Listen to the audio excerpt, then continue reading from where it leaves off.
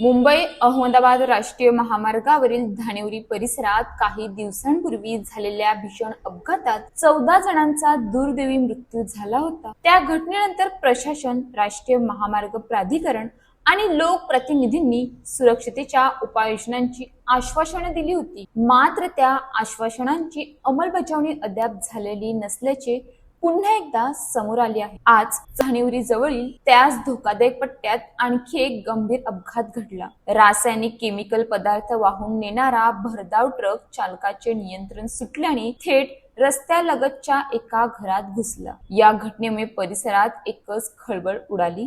सुदैवाने मोठी जीवितहानी टळली असली तरी घराचे मोठे नुकसान झाले असून नागरिकांमध्ये भीतीचे वातावरण निर्माण झाले आहे। प्रत्यक्षदर्शींच्या माहितीनुसार ट्रकमध्ये औद्योगिक वापरासाठी असलेले केमिकल भरलेले होते। ट्रक घरात घुसल्यानंतर काही काळ परिसरात घबराटीचे वातावरण निर्माण झाले होते। केमिकलची गळती झाली असती तर मोठा अनर्थ घडू शकला असता, अशी प्रतिक्रिया स्थानिकांनी व्यक्त केली। विशेष म्हणजे काही दिवसांपूर्वी याच परिसरात साखरपुड्यासाठी आलेल्या वाहनाचा भीषण अपघात होऊन 14 निष्पाप नागरिकांचा मृत्यू झाला होता। त्या घटनेनंतर आता त्या ठिकाणी संरक्षक भिंत, क्रॅश बॅरियर्स, वेग नियंत्रणासाठी रबर स्ट्रिंग्स आणि इतर सुरक्षा उपाययोजना करण्याची मागणी करण्यात आली होती। मात्र प्रत्यक्षात परिस्थिती जैसे थे असल्याचे दिसून येत। स्थानिक ग्रामस्थांच्या म्हणण्यानुसार महामार्गालगतचा सर्व्हिस रोड गावकरी, शाळकरी, विद्यार्थी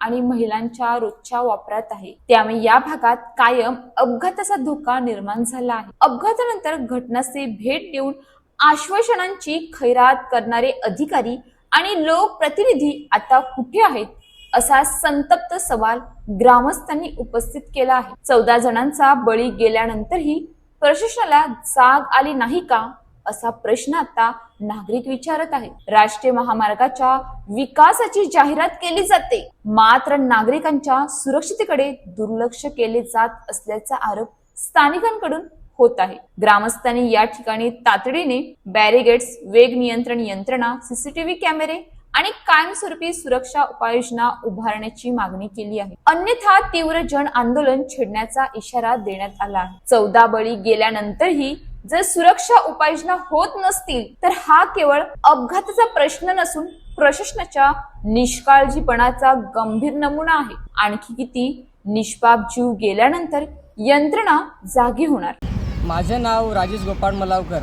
माझ्या इथे एक मोठा अपघात झालेला आहे। हा आयसर टेम्पो एका 100 मीटरवरती किंवा 150 मीटरवरती माझ्या घरापर्यंत हा टेम्पो आयसर पोहोचलेला आहे।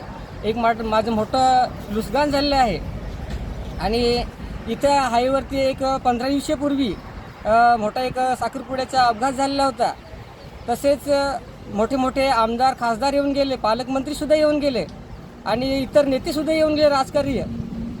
परंतु त्या लोकांनी आश्वासने दिली की आपण इथे बॅरिकेड्स लावू आणि सर्व काही पण चांगली सोय करू। आजपर्यंत कुठली सोय केलेली नाही आणि आमदार, खासदार साहेब आणि पालकमंत्री साहेब, मी हात जोडून विनंती करतो की तुम्ही फक्त आश्वासन नको देऊ, एक काहीतरी कामं करून दाखवा, तेव्हा तुम्हाला काहीतरी जनता मान्य देईल।